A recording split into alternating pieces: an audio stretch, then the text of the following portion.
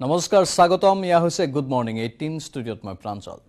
7 মাৰ্চত নাগালেণ্ডৰ মুখ্যমন্ত্ৰী হিচাপে শপত ল'ব নেফিঅ' ৰিঅ'য়ে ৰিঅ'ৰ শপত গ্ৰহণ অনুষ্ঠানত উপস্থিত থাকিব প্ৰধানমন্ত্ৰী নৰেন্দ্ৰ মোদী কোহিমাৰ কেপিটেল কালচাৰেল হলত অনুষ্ঠিত হ'ব নেফিঅ' ৰিঅ'ৰ এই শপত গ্ৰহণ অনুষ্ঠান একেদিনাই মেঘালয়ৰ মুখ্যমন্ত্ৰী ৰূপে শপত গ্ৰহণ বা মুখ্যমন্ত্ৰীৰ শপত গ্ৰহণ অনুষ্ঠানতো অংশ ল'ব প্ৰধানমন্ত্ৰীয়ে মেঘালয়ত দ্বিতীয়বাৰৰ বাবে মুখ্যমন্ত্ৰী কনৰাড চাংমাই মুখ্যমন্ত্ৰী হিচাপে শপত লোৱাৰ বিপৰীতে পঞ্চমবাৰলৈ নাগালেণ্ডৰ মুখ্যমন্ত্ৰী হ'ব নেফিঅ' ৰিঅ'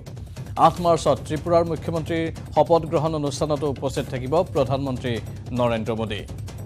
আমি পুনৰবাৰ আপোনালোকক জনাইছোঁ 7 মাৰ্চত নাগালেণ্ডৰ মুখ্যমন্ত্ৰী হিচাপে শপত ল'ব নেফিঅ' ৰিঅ'য়ে ৰিঅ'ৰ শপত গ্ৰহণ অনুষ্ঠানত উপস্থিত থাকিব দেশৰ প্ৰধানমন্ত্ৰী কোহিমাৰ কেপিটেল কালচাৰেল হলত অনুষ্ঠিত হ'ব নেফিঅ' ৰিঅ'ৰ এই শপত গ্ৰহণ অনুষ্ঠান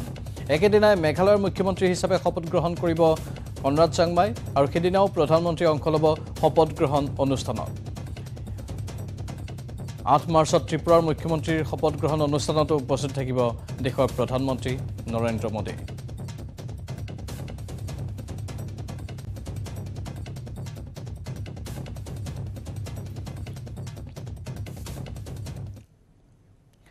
মহানগৰীত যুৱকক হত্যাৰ অপচেষ্টাত দুৰ্বৃত্তৰ ঘটনাত গুৰুতৰভাৱে আহত যুৱকজন উদ্ধাৰ হোৱা নাই যুৱকজনৰ পৰিচয় দুৰ্বৃত্তই চুৰিৰে আক্ৰমণ কৰে যুৱকজনক ভৰলুমুখ আৰক্ষী থানাৰ নাতিদূৰত এই ঘটনা সংঘটিত হয় সংকটজনক অৱস্থাত GMCHত ভৰ্তি কৰোৱা হয় যুৱকজনক ঘটনা সন্দৰ্ভত অব্যাহত আছে ভৰলু আৰক্ষীৰ তদন্ত মহানগৰীত যুৱকক হত্যাৰ অপচেষ্টাৰ খবৰ ঘটনাত গুৰুতৰভাৱে আহত হৈছে এজন যুৱক উদ্ধাৰ হোৱা নাই যুৱকজনৰ পৰিচয় দুৰ্বৃত্তই চুৰিৰে আক্ৰমণ কৰে সেই যুৱকজনক ভৰলুমুখ আৰক্ষী থানাৰ নাতিদূৰত এই ঘটনা সংঘটিত হয় সংকটজনক অৱস্থাত GMCHত ভৰ্তি কৰোৱা হৈছে যুৱকজনক আৰু ঘটনা সন্দৰ্ভত ভৰলু আৰক্ষীৰ তদন্ত চলি আছে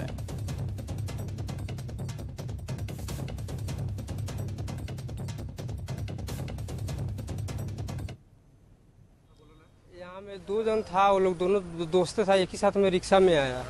उसके बाद से 2-4 घूसा मारा है मारने के बाद में गिरा दिया उसको और साइड में करके वो लोग चला गया एक जन रिक्शा में बैठकर उसके बाद में उसका मतलब कपड़ा से गीला वगैरह तो देख रहे क्या हुआ था कपड़ा हटा हुआ था थोड़ा देख रहा है कि ब्लड निकल रहा है तो बहुत जन इकट्ठा हो गया बहुत भीड़ भाड़ हो गया यहाँ में उसके बाद में देखा हटा के तो देख रहा है चक्कू मारा हुआ है वहाँ पे पेट में হাজো আৰক্ষীৰ জিম্মাৰ পৰা পলায়ন কৰা কুখ্যাত চোৰ পুনৰ জালত পৰিল আৰক্ষীৰ 3 দিন পূৰ্বে হাজো আৰক্ষী আটক কৰিছিল কমলজ্যোতি পাঠক ওৰফে চিকু নামৰ চোৰটোক খুদপুছৰ মাজতে আৰক্ষীৰ জিম্মাৰ পৰা পলায়ন কৰিছিল চোৰটোৱে কিন্তু 24 ঘণ্টা নহওঁতেই দলৈ তোলাত হাজো থানাৰ ভাৰপ্ৰাপ্ত আৰক্ষী বিষয়া সুমিত মাহাতোৱে খেদি ধৰিবলৈ সক্ষম হয় সেই চোৰটোক হাজো অঞ্চলত চুৰি কাৰ্যৰে এক প্ৰকাৰ ত্ৰাসৰ সৃষ্টি কৰি আহিছিল চোৰটোৱে বহু পৰিয়ালৰ পৰা বাচন বৰ্তনকে ধৰি বিভিন্ন সামগ্ৰী চুৰি কৰাৰ অভিযোগ আছে কমল ওৰফে চিকুৰ বিৰুদ্ধে গম পাইছো এটা মানে মটৰ মানে চুৰ কৰিছে মানে মোৰ ঘৰৰ সন্মুখৰ পৰা সেইটোৱে বাছ আৰু ৰাতি বিৰা বইটা চোৰ আৰু বিৰাবা চুৰ কি আৰু ভাত খাইছে মানুহে মদ পানী খাইছে নিজে কাম খতম হৈ আৰু কি আৰু এই আগতো চোৰ কৰিছিল কবা শংকৰদেৱত এটা মহা ডকাইত চুৰ সি আৰু শিৱসাগৰত 37 নম্বৰ ৰাষ্ট্ৰীয় ঘাইপথ সংযোগী দৰিকা দলঙত ফাট মিলিছে যিকোনো মুহূৰ্ততে দৰিকা দলং ভাগি পৰাৰ শংকা কৰা হৈছে বহু পুৰণি দলংখনৰ সঠিক মেৰামতি নকৰাত মাজ অংশতে ৰড ওলাই পৰাৰ লগতে এটা ফুটাৰ সৃষ্টি হৈছে ফলত অতি বিপদজনকভাৱে যাত্ৰীসকলে যাতায়াত কৰিবলগীয়া হৈছে দলঙেৰে বিগত মাহত দলংখনৰ দুই মূৰে দ গাঁতৰ সৃষ্টি হৈছিল দুই মূৰে মেৰামতি কৰিছিল যদিও এইবাৰ মাজ অংশতে সৃষ্টি হৈছে ফুটা ইয়াৰ পৰিপ্ৰেক্ষিতত শীঘ্ৰে দলংখনৰ পুনৰ মেৰামতিৰ দাবী তুলিছে ৰাইজে এই সন্দৰ্ভত অধিক জনাব আমাৰ সাংবাদিক প্ৰদীপ গগৈয়ে শিৱসাগৰৰ 37 নং ৰাষ্ট্ৰীয় ঘাইপথ সংযোগী দৰিকা দলঙত পুনৰ ফাট মেলিছে এমাহ পূৰ্বে পুনৰ মেৰামতি কৰিছিল যদিও কিন্তু অতি গাফিলতিৰে মেৰামতি কৰাৰ বাবে এই দৰিকা দলংখনত পুনৰ ফাট মেলিছে মই দেখুৱাইছোঁ দৃশ্য ডিব্ৰুগড়লৈ যিটো 37 নং ৰাষ্ট্ৰীয় ঘাইপথ আছে সেই ঘাইপথটোৰ মূল সংযোগী এই একমাত্ৰ ভৰসা এইখনেই হৈছে দলংখন বৰ্তমান এই 37 নং ৰাষ্ট্ৰীয় ঘাইপথৰ মেৰামতিত তেওঁ হৈছে শিৱা হালালকাৰ আৰু তেওঁৰ নেতৃত্বতে এই ধৰণে আচলতে চূড়ান্ত গাফিলতিৰে তেওঁ এই পথটো নিৰ্মাণ কৰাৰ ফলত কম দিনৰ ভিতৰতে দলংখনৰ দুয়োটা মূৰত ফাট মেলাৰ উপৰিও বৰ্তমান এয়া হৈছে তললৈকে এটা ফুটা ওলাইছে আৰু লোহা ওলাইছে, লোহা ওলাই তাৰ যি মূল এই ফুটা আৰু একেবাৰে তললৈকে ওলাই পৰিছে, যাৰ ফলত যিকোনো মুহূৰ্ততে এই অংশ ভাগি পৰিব পাৰে, দলংখন মাজভাগত ভাগিব পাৰে। এগৰাকী যাত্ৰী আহিছে, পোনপ্ৰথমে তেওঁৰ পৰা জানিব বিচাৰিম। বাইদেউ, আপুনি এই দিশে আহিছে, দলংখন বাৰে বাৰে মেৰামতি কৰে আৰু কম দিনতে বিধ্বস্ত হৈ পৰে, কি ক'ব? হয়, আমি বহুত দুখিত আৰু এই নেশ্যনেল হাইৰোডৰ যি বিভাগীয় কৰ্তৃপক্ষ তেওঁলোকক অনুৰোধ জনাইছোঁ যে অনতি পলমে এই দলংখনৰ যি ব্যৱস্থা ল'ব লাগে লওক, কাৰণ কেলৈ এই ৰাস্তাটোৱেদিয়ে আমাৰ শিৱসাগৰলৈ অহা যোৱা কৰে, বহুত ডাঙৰ ডাঙৰ গাড়ী অহা যোৱা কৰে আৰু ইয়াত দলংখনত ডাঙৰ গাড়ী অহাৰ লগে লগে লৰিবলৈ সৃষ্টি কৰা হয়। আৰু ইয়াত দেখিছোঁ এটা ডাঙৰ গাঁত, এই ডাঙৰ গাঁতটোত যে ৰাতি কোনো অঘটন নঘটিব তাক কোনো নুই কৰিব নোৱাৰি আৰু বিভাগীয় কৰ্তৃপক্ষক অনুৰোধ জনাইছোঁ অনতি পলমে দলংখনৰ সুব্যৱস্থা গ্ৰহণ কৰক, এয়াই মোৰ অনুৰোধ জনাইছোঁ। হয়, কি ক'ব? বাৰে বাৰে নিৰ্মাণ কৰে আৰু কম দিনতে ভাগি যায়, কেৱল গাফিলতি। কথা হ'ল, কিমানবাৰ আপোনালোকে বাতৰি পৰিৱেশন কৰিলে আৰু কিমানবাৰ জাতীয় সংগঠনসমূহে জিলা প্ৰশাসনক এই বিষয়টো ৩৭ নং ৰাষ্ট্ৰীয় ঘাইপথৰ আটাইতকৈ গুৰুত্বপূৰ্ণ এখন দলঙৰ মেৰামতি কৰিব নে ইয়াত দুৰ্ঘটনা পতিত হৈ শ মানুহ মৃত্যুমুখত পৰিলেহে দলংখন ভালদৰে মেৰামতি কৰিব, সেই কথাটো আজিৰ তাৰিখত এটা হাজাৰটকীয়া প্ৰশ্ন হৈ পৰিছে। পৰৱৰ্তী খবৰ, AIUDFৰে মিত্ৰতা কৰাতকৈ বিজেপিৰে মিত্ৰতা কৰাই ভাল, এই তাৎপৰ্যপূৰ্ণ মন্তব্য কংগ্ৰেছী বিধায়ক ৰকিবুল হুছেইনৰ। সামগুৰিত কংগ্ৰেছৰ হাত সে হাত জোৰো কাৰ্যসূচীত অংশগ্ৰহণ কৰি বদৰুদ্দিন আজমলক তীব্ৰ কটাক্ষ কৰিলে কংগ্ৰেছী বিধায়কজনে। ৰকিবুলে ক'লে, ধুবুৰী সমষ্টি হেৰুৱাব খোজা আজমলে আশা কৰে কলিয়াবৰ লোকসভা সমষ্টি। AIUDFৰ সভাপতি আজমলৰ লগতে মুখ্যমন্ত্ৰী হিমন্ত বিশ্ব শৰ্মাকো ক্ষুৰধাৰ সমালোচনা কৰিলে কংগ্ৰেছী বিধায়ক ৰকিবুল হুছেইনে। মই কওঁ, নিজৰ চাকাই তেল দাও, নিজৰ চাকাটো জাম হৈ গৈছে, মামৰ লাগিছে, তেওঁ সেই চাকাত নিজৰ চাকাই তেল দাও। ধুবুৰী যাওঁ যোৱা অৱস্থা, লোকৰ কথা চিন্তা কৰিব আহিছে। আমি AIUDFৰ লগত মিত্ৰতা কৰাতকৈ মই ৰাজহুৱাভাৱে কৈছোঁ, বিজেপিৰ লগত কৰাই ভাল। এতিয়া দেখাকৈ AGPৰ লগত মিত্ৰতা, কিন্তু আচল কথা AIUDFৰ লগতহে তেওঁলোকৰ মিত্ৰতা। এই সময়খিনিতে আজি আমাৰ মুখ্যমন্ত্ৰী ডাঙৰীয়াৰ একমাত্ৰ সমল হৈছে বদৰুদ্দিন আজমল ডাঙৰীয়াৰ AIUDF। কেৱল বদৰুদ্দিন আজমল ডাঙৰীয়াক সুৰক্ষা দিবৰ কাৰণে তেওঁ ধুবুৰীত আমি যেতিয়া ভাৰত জোড়ো যাত্ৰা আৰম্ভ কৰিছিলোঁ, তেওঁলোকে বিৰুদ্ধে। কাকপথাৰ আৰক্ষী থানাত মৃত নৱজাতকক কোলাত লৈ ন্যায় বিচাৰি উপস্থিত নাবালিকা। এজন যুৱকৰ কামনাৰ বলি হৈ অবৈধ মাতৃত্বৰ বোজা গ্ৰহণ কৰাৰ পাছতেই এটি মৃত সন্তান প্ৰসৱ কৰে কিশোৰীগৰাকীয়ে। কাকপথাৰ কাঠবস্তিৰ ৰাজেশ বৈষ্ণৱ নামৰ যুৱকজনে বিভিন্ন প্ৰলোভনেৰে কিশোৰীগৰাকীৰ সৈতে শাৰীৰিক সম্পৰ্ক গঢ়ি তোলাৰ অভিযোগ উত্থাপন হৈছে। এই ঘটনা সন্দৰ্ভত কাকপথাৰ থানাত এজাহাৰ দাখিল কৰিছে কিশোৰীগৰাকীয়ে। এই নিকৃষ্ট ঘটনাৰ পাছতে এতিয়া জাঙুৰ খাই উঠিছে আদিবাসী ছাত্ৰ সন্থা। দোষীক কঠোৰতম শাস্তিৰ দাবী তুলিছে ছাত্ৰ সংগঠনটোৱে। কাকপথাৰ আৰক্ষী থানাত মৃত নৱজাতকক কোলাত লৈ ন্যায় বিচাৰি উপস্থিত হ'ল নাবালিকা। এজন যুৱকৰ কামনাৰ বলি হৈ অবৈধ মাতৃত্বৰ বোজা গ্ৰহণ কৰাৰ পাছতেই এটি মৃত সন্তান প্ৰসৱ কৰে কিশোৰীগৰাকীয়ে। কাকপথাৰ কাঠবস্তিৰ ৰাজেশ বৈষ্ণৱ নামৰ যুৱকজনে বিভিন্ন প্ৰলোভনেৰে কিশোৰীগৰাকীৰ সৈতে শাৰীৰিক সম্পৰ্ক গঢ়ি তোলাৰ এয়া হ'ল গুৰুতৰ অভিযোগ।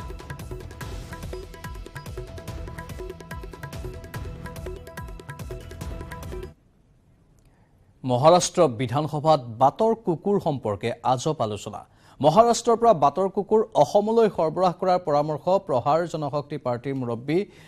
বচ্চু কাদুৰ। বাটৰ কুকুৰে সৃষ্টি কৰা সমস্যাৰ পৰা পৰিত্ৰাণ পাবলৈ অসমলৈ কুকুৰ সৰবৰাহৰ পৰামৰ্শ দিছে বচ্চু কাদুৱে। অসমৰ মানুহে কুকুৰ খায় বুলিও বিতৰ্কিত মন্তব্য কৰিছে নেতাজনে। মহাৰাষ্ট্ৰৰ নতুন চৰকাৰ গঠনৰ পূৰ্বে গুৱাহাটীত বাহৰ পাতি থকা সময়ত অসমৰ মানুহে খাবলৈ হাজাৰ হাজাৰ টকাৰে কুকুৰ কিনাৰ কথা নিজে দেখা বুলিও বিধানসভাত মন্তব্য কৰিছে বচ্চু কাদুৱে। অসমৰ মানুহে কুকুৰৰ মাংস খায় বুলি মন্তব্য দিয়া মহাৰাষ্ট্ৰৰ বিধায়কগৰাকীৰ পৰামৰ্শত জাঙুৰ খাই উঠিছে প্ৰকৃতিপ্ৰেমী সংগঠনসমূহ। খাদ্যৰ বাবে মহাৰাষ্ট্ৰৰ পৰা বাটৰ কুকুৰ অসমলৈ সৰবৰাহ কৰাৰ পৰামৰ্শত তীব্ৰ আপত্তি দৰ্শাইছে প্ৰকৃতিপ্ৰেমী সংগঠনসমূহে। বিপৰীতে একোটা কুকুৰ 8,000 পৰা 9,000 টকাত কিনি অসমৰ মানুহে খোৱা বুলি বচ্চু কাদুৱে কৰা মন্তব্যও সৃষ্টি কৰিছে তীব্ৰ প্ৰতিক্ৰিয়াৰ।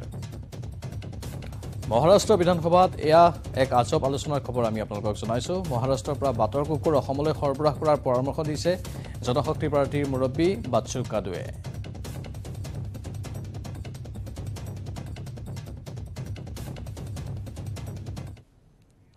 এবাৰ মহাৰাষ্ট্ৰৰ ইয়াভাতমালত ভয়ংকৰ ঘটনা পানীৰ পাইপত বিস্ফোৰণত ফাটি চিৰাচিৰ হ'ল পথ ফাটি যোৱাৰ ফলত আহত হ'ল স্কুটিৰে গৈ থকা এগৰাকী মহিলা চিচিটিভিত বন্দী হৈছে পানীৰ পাইপ বিস্ফোৰণৰ এই দৃশ্য এয়া হৈছে মহাৰাষ্ট্ৰৰ ইয়াভাতমালৰ ঘটনা এক ভয়ংকৰ ঘটনা তাত সংঘটিত হৈছে পানীৰ পাইপত বিস্ফোৰণ সংঘটিত হয় বিস্ফোৰণত ফাটি চিৰাচিৰ হ'ল পথ ফাটি যোৱাৰ ফলত আহত হ'ল স্কুটিৰে গৈ থকা এগৰাকী মহিলা চিচিটিভিত এই দৃশ্যসমূহ বন্দী হৈছে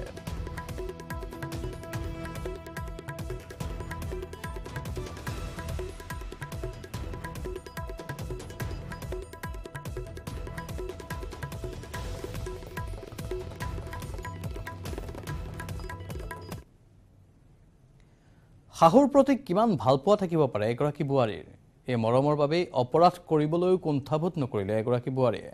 একেলগে ৰঙাঘৰৰ আলহী হ'ল শাহু বোৱাৰী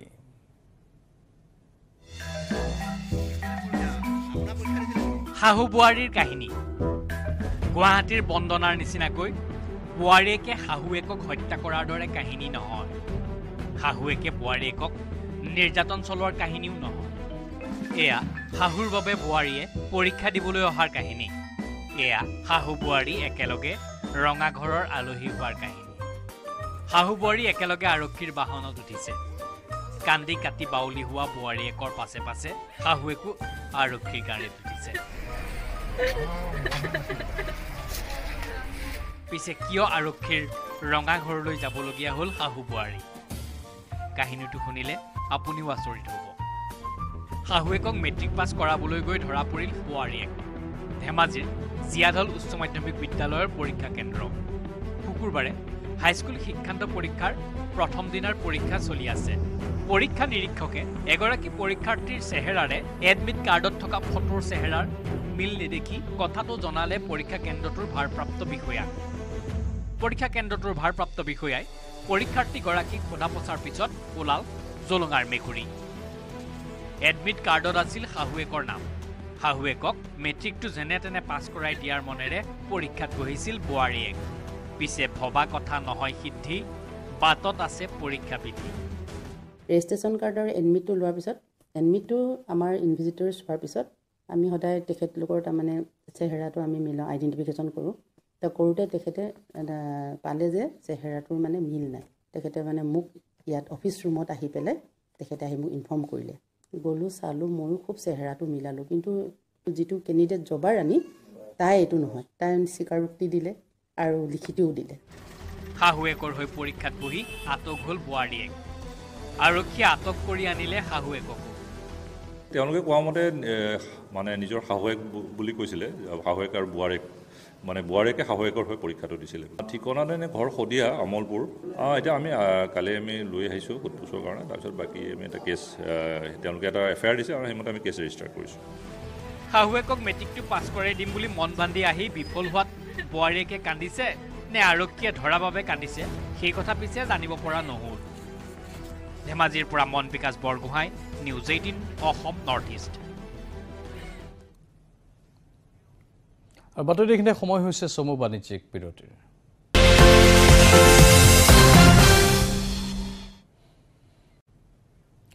বিৰতিৰ পাছতে গুৱাহাটী মহানগৰীৰ এক ভয়ংকৰ ঘটনাৰ খবৰ পিতৃৰ অকথ্য নিৰ্যাতনৰ বলি হ'ল 5-মহীয়া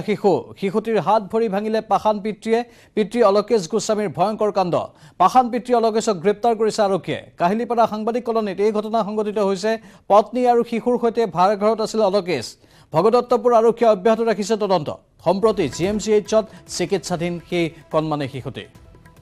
এটি কণমানি শিশুৰ অৱস্থা অতি শোচনীয় হৈ পৰিল নিজৰ পিতৃৰ অকথ্য নিৰ্যাতনৰ ফলত গুৱাহাটী মহানগৰীৰ এই ঘটনা এটা অতি ভয়ংকৰ ঘটনা 5-মহীয়া শিশু আৰু শিশুটিৰ হাত ভৰি ভাঙিলে পাখান পিতৃ অলকেশ গোস্বামীৰ এয়া হ'ল ভয়ংকৰ কাণ্ড কালিৰ পৰা এই বাতৰি আমি সম্প্ৰচাৰ কৰি আছোঁ তাৰ পাছতে তীব্ৰ প্ৰতিক্ৰিয়াৰো সৃষ্টি হৈছে সকলোৰে মাজত পাখান পিতৃ অলকেশক ইতিমধ্যে আৰক্ষীয়ে গ্ৰেপ্তাৰ কৰিছে কাহিলীপাৰা সাংবাদিক কলনীত এই ঘটনা সংঘটিত হৈছে পত্নী শিশুৰ সৈতে ভাড়াঘৰত আছিল অলকেশ ভগদত্তপুৰ আৰক্ষীয়ে এই ঘটনাৰ তদন্ত অব্যাহত ৰাখিছে আৰু শিশুটি বৰ্তমান GMCHত চিকিৎসাধীন নিজৰ বাচ্চা 5-মহীয়া বাচ্চাটোক তুমি কি কৰিলা ভৰি দুখন ভাঙিলা হাত দুখন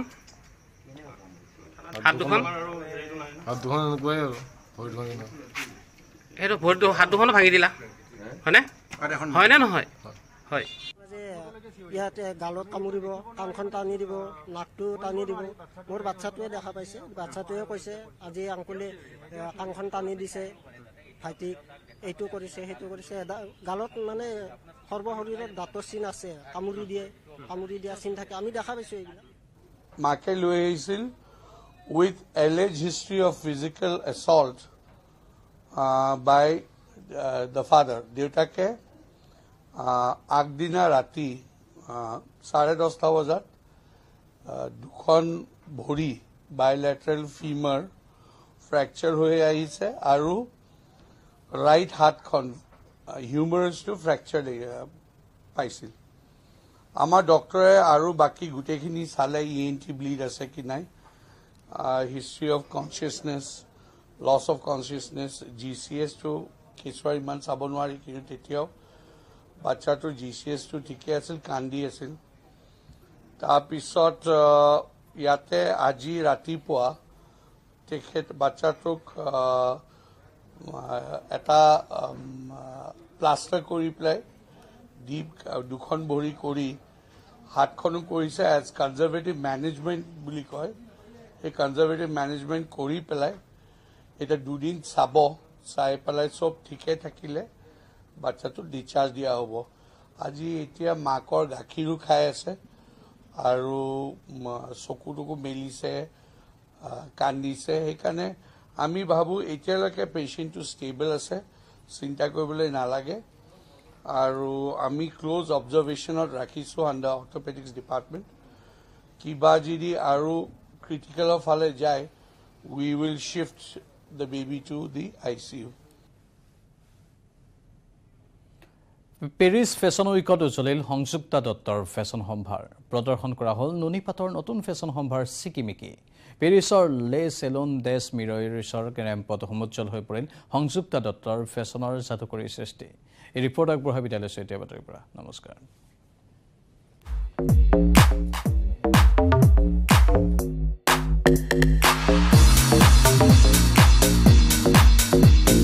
পেৰিছ ফেশ্বন উইক 2023 আকৌ এবাৰ জিলিকিল অসমৰ নুনিপাতৰ কাপোৰ